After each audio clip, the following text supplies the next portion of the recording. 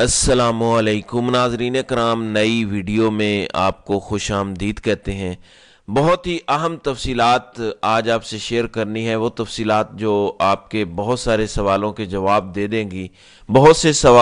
सबसे बड़ा सवाल यह है कि तहरीक इंसाफ क्यों खामोश है, पंजाब नून लीग के पास चला गया। तहरीक इंसाफ की बज़ाहिर कोई कानूनी या ग्राउंड पर स्ट्रेटजी नज़र नहीं आ रही। इसके हवाले से आज आपको बताने लगा हूं कि जो मुझे समझ आई है वो बिल्कुल मुख्तलिफ है, जो आपको नज़र आ रहा है वो बिल्कुल मुख्तलिफ है। लेकिन इससे पहले तहरीक इंसाफ के लिए खुशखबरी है। उम्मीदवार बराए सदर Lahore high court association Asad मंजूर बट जीत गए हैं। ये तहरीक इंसाफ के हिमायत याफ्ता उम्मीदवार थे। इसके साथ ही साथ सेक्रेटरी का इंतखाब भी तहरीक इंसाफ के हिमायत याफ्ता उम्मीदवार जीत गए हैं।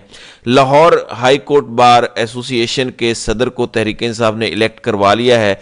ये तहरीक इंसाफ को एक खुशखबरी मिली है। अब अगले इलेक्शन जब होंगे सुप्रीम कोर्ट बार के और बाकी भी, वहां भी अगर तहरीक इंसाफ कामयाब हो जाती है तो इससे तहरीक इंसाफ के मुस्तकबिल के कानूनी मामलात में बहुत मदद मिल सकती है, क्योंकि इस टाइम हर तरफ आजम नज़ीर तारड़ के ग्रुप का कब्जा हुआ है और इन लोगों ने अपनी आत्मा, अपनी सोल, अपनी रूह शैतान को बेच दी है। इसलिए बड़ा इंपॉर्टेंट है कि कानूनी जंग लड़ने के लिए भी इन महाजों पर कंट्रोल हासिल किया जाए।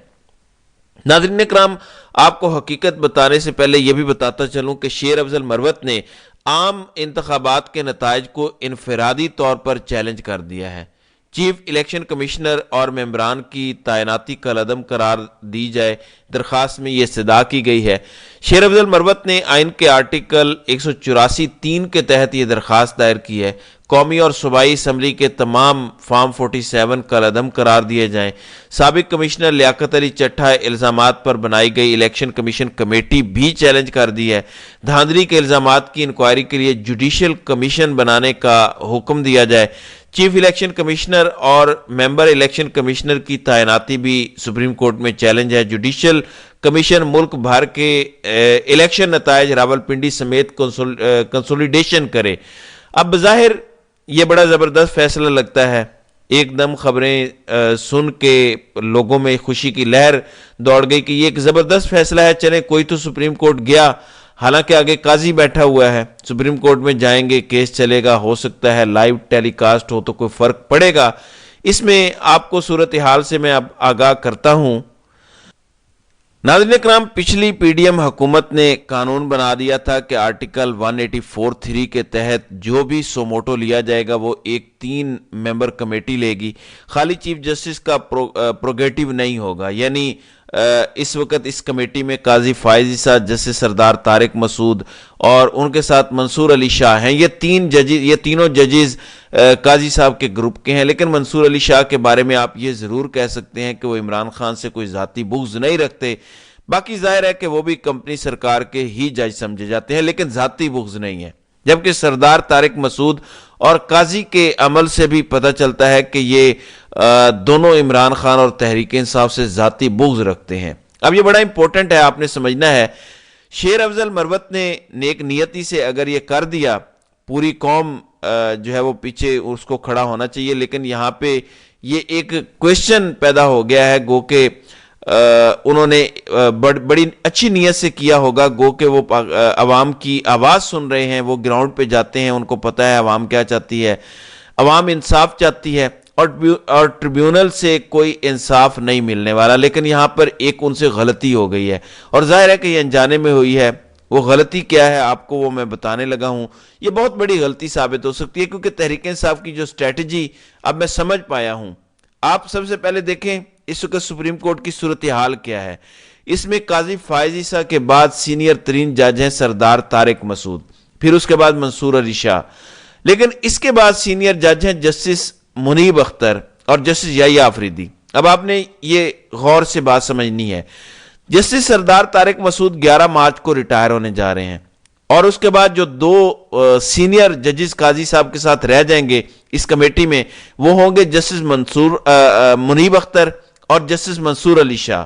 अब मंसूर अली शाह काजी ग्रुप के जरूर हैं, लेकिन इमरान खान से नफरत नहीं करते। यानी हम ये एक्सपेक्ट कर सकते हैं कि जो कमेटी बन जाएगी 11 मार्च के बाद, उसकी जो एक हैयत बन जाएगी उसमें कम अज कम ایک آزاد جج بینچ بنے گا، این ممکن ہے کہ اس میں قاضی صاحب نہ ہوں، سردار طارق ویسے ہی جا چکے ہوں گے، تو پیچھے بچ جائیں گے کون سے ججز؟ یہ 2 ججز اس کا فیصلہ کریں گے۔ یہ ہو سکتا ہے کہ اس میں اطہر من اللہ جسٹس یحییٰ آفریدی، منیب اختر یا جسٹس عائشہ ملک ہو جائیں، یعنی ایسے ججز ہو سکتے ہیں جو آزاد خیال جج ہیں، جو اس طرف بھی جا سکتے ہیں اس طرف بھی جا سکتے ہیں۔ اور اگر ایسا بینچ بن جائے جس کے سامنے مجھے سلمان اکرم راجہ کی کچھ ٹویٹ سے بات سمجھ آئی ہے، میری انڈرسٹینڈنگ یہی ہے کہ کچھ کیا نہیں جائے گا سپریم کورٹ میں آفیشلی تحریک انصاف کی طرف سے 11 مارچ سے پہلے کچھ بھی نہیں کیا جائے گا۔ یہ میں آپ کو بتانے کے لیے بھی تیار ہوں، یہ میری انڈرسٹینڈنگ ہے۔ 11 مارچ کے بعد یہ سب کیا جائے گا، ایک پٹیشن ڈالی جائے گی اور اس میں تمام فارم 47 اکٹھے کیے جائیں گے۔ فارم 47 کس طرح جاری ہوئے وہ سب ریکارڈ جاری نکالا جائے گا۔ آروز نے کیا رویہ اپنایا اس کے سارے ثبوت ساتھ لگائے جائیں گے۔ الیکشن کمیشن نے کیا رویہ اپنایا اس کے سارے ثبوت ساتھ لگائے جائیں گے۔ یعنی اتنی پکی اور جاندار پٹیشن ڈالی جائے گی کہ جب کمیٹی جس میں منصور علی شاہ، منیب اختر اور قاضی صاحب بھی ہوں گے تو قاضی صاحب اکیلے ویٹو نہیں کر سکیں گے، بلکہ مجھے ایسا محسوس ہوتا ہے کہ 2 باقی ججز ایک آزاد خیال بینچ بنا کے الیکشن کی تحقیقات کی طرف جائیں گے۔ یہ خوش فہمی ہو سکتی ہے، ہو سکتا ہے میں غلط ثابت ہوں، لیکن ایک اور چیز بتاتا ہوں کہ it is not all last. اور اس کی وجہ کیا ہو سکتی ہے؟ قاضی صاحب اسی سال ریٹائر ہو رہے ہیں اکتوبر میں، تیسرا مہینہ شروع ہونے والا ہے، قاضی صاحب کے 6-7 مہینے رہ گئے ہیں ٹوٹل۔ اس کے بعد کیا بنے گا؟ بنے گی اس کمیٹی کی شکل۔ اس کمیٹی میں پھر ہوں گے جسٹس منصور علی شاہ، جسٹس منیب اختر اور جسٹس یحییٰ آفریدی۔ اب یہ امپورٹنٹ کیوں ہے؟ کیونکہ یہ کمیٹی جو اکتوبر میں بنے گی اس میں جسٹس منیب اختر اور یحییٰ آفریدی یہ 2 ایسے ججز ہیں جنہوں نے ملٹری عدالتوں کے خلاف فیصلہ دیا تھا، مطلب یہ کمپنی کے ججز نہیں ہیں۔ یعنی آپ کو پھر امید پیدا ہو جائے گی کہ انشاءاللہ انصاف ہوگا۔ 184(3) کی ابھی تو کوئی پٹیشن داخل کرنی ہی نہیں چاہیے۔ شیر افضل مروت نے بہت نیک نیتی سے کی ہوگی، لیکن میرا ان کو مشورہ ہے کہ اس پر نظر ثانی کریں اور یہ درخواست واپس لے لیں، ورنہ ہوگا کیا؟ قاضی صاحب اس درخواست کو اٹھا لیں گے، ہم خیال بینچ بنا دیں گے اور اس الیکشن کو کلین چٹ دے دیں گے اور اس کے بعد کوئی کچھ نہیں کر سکے گا۔ اس لیے یہ درخواست ابھی واپس لینی چاہیے اور تحریک انصاف بطور جماعت باقی جماعتوں کو ساتھ ملائے، جس میں جماعت اسلامی، تحریک لبیک اور باقی چھوٹی جماعتیں شامل ہیں، اور یہ سب مل کر ایک درخواست ڈال دیں۔ اس کے بعد جو نئی کمیٹی ہوگی جس میں منصور علی شاہ اور منیب اختر دونوں شامل ہو چکیں گے، اس سے پھر بڑا فرق پڑ سکتا ہے، کیونکہ اب قانون یہ کہتا ہے کہ سوموٹو کا فیصلہ چیف جسٹس نے نہیں کرنا، کمیٹی نے کرنا ہے۔ بینچ میں کون بیٹھے گا یہ فیصلہ چیف جسٹس نے نہیں کرنا، کمیٹی نے کرنا ہے۔ سو کمیٹی میں کس قسم کے ججز ہیں یہ بڑا میٹر کرتا ہے، یہ بڑی امپورٹنٹ اور منیوٹ ڈیٹیلز ہیں جو آپ کو میں نے بتائی ہیں، تاکہ آپ لوگ مایوس نہ ہوں کہ جتنے مرضی یہ پلان کریں یہ ناکام ہوں گے۔ ناظرین اکرام، اب آپ ذرا امیجن کریں انہوں نے کتنا ڈیٹیل سے پلان کیا ہے۔ صورتحال یہ ہونی تھی کہ جیسے ہی سردار طارق مسعود نے ریٹائر ہونا تھا، کمیٹی میں جسٹس اعجاز الاحسن اور منصور علی شاہ نے آ جانا تھا، لیکن جیسے ہی قاضی صاحب نے ریٹائر ہونا تھا، کمیٹی میں منصور علی شاہ اور منیب اختر ہوتے اور چیف جسٹس ہوتے جسٹس اعجاز الاحسن۔ یعنی اس کمیٹی نے 100% ایمانداری سے بینچز بنانے تھے، ایمانداری سے فیصلے دینے تھے۔ یعنی یہ جو ساری الیکشن ریگنگ ہے یہ اکتوبر سے نومبر میں ریورس ہو جانی تھی۔ اس لیے نواز شریف کو یہ گارنٹی دی گئی کہ آپ جو یہ حکومت بنا رہے ہیں، ایک ایسا جج ہے جس پر آپ کو شک ہے کہ یہ ایمانداری سے فیصلے دے گا، اس کو بھی نکالیں گے، اور اس کے ساتھ جو اس کی طاقت ہے جسٹس مظاہر علی اکبر نقوی، اس کو بھی نکالیں گے۔ تو 2 ایسے ججز کو نکالا گیا جو کمپنی سرکار کی بات نہیں مان رہے تھے۔ گہری پلاننگ کر کے یہ سب کیا گیا، آگے کا سوچ کر کیا گیا، لیکن پھر بھی ان کی تدبیریں الٹی پڑیں گی، کیونکہ منصور علی شاہ بھی ہو سکتا ہے ہوش میں آ جائیں، ہو سکتا ہے وہ بھی پاکستان کا سوچنا شروع کر دیں، ہو سکتا ہے وہ بھی بوٹوں سے نکل کے اوپر آ جائیں۔ قاضی صاحب کو تو بوٹوں کی ایسی لت پڑ گئی ہے، ایسی جرابوں کی خوشبو ان کو پسند آئی ہے کہ وہ اس نشے کے بغیر نہ سو سکتے ہیں نہ جاگ سکتے ہیں۔ کھانے سے پہلے نشہ کرتے ہیں، کھانے کے بعد جرابوں کا نشہ کرتے ہیں، دن کو نشہ کرتے ہیں، پھر رات کو نشہ کرتے ہیں، رات سونے سے پہلے جاگنے کے بعد نشہ کرتے ہیں۔ ایسا محسوس ہوتا ہے کہ اس نشے کے بغیر اب ان کی زندگی گزر ہی نہیں سکتی۔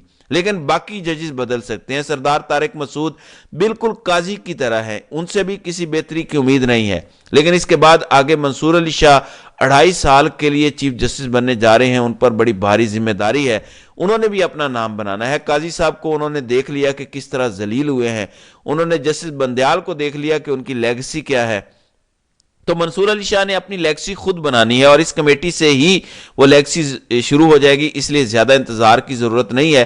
11 مارچ دور نہیں ہے، 11 مارچ کو سردار طارق مسعود ریٹائر ہو جائیں گے، اور اس کے بعد ہمیں پتہ چلے گا کہ آگے معاملات کیا ہیں، وہاں سے تحریک انصاف کی گیم شروع ہوگی۔